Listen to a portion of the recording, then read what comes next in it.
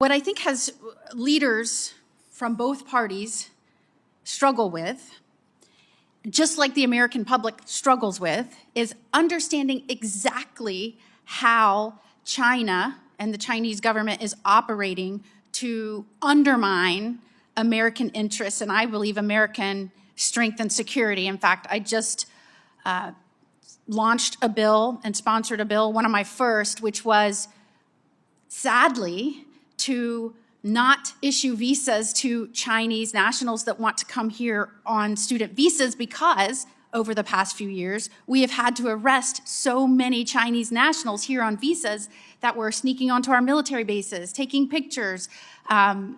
It's happened in the state of Florida. And it should be no surprise, if anybody was following it, that China passed laws just before the Biden administration. The first one was all Chinese nationals had to cooperate with matters of national security. And if you were a Chinese national, you had to participate with intelligence gathering or face consequences.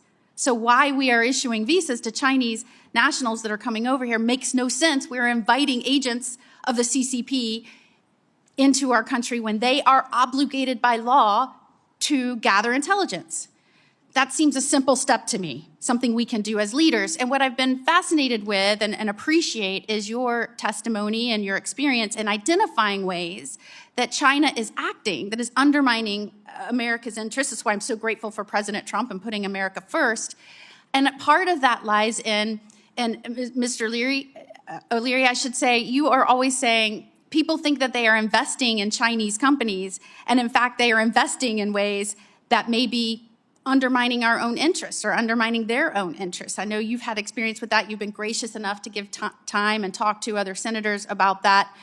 And again, we've discovered things over time, and I'll go back to, we caught them setting up police stations in our own country, right? We caught them stealing intellectual property from our universities and setting up institutes within our universities. I mean, there are ways that we have tried to reveal these very directed, specific targeting of undermining American interests.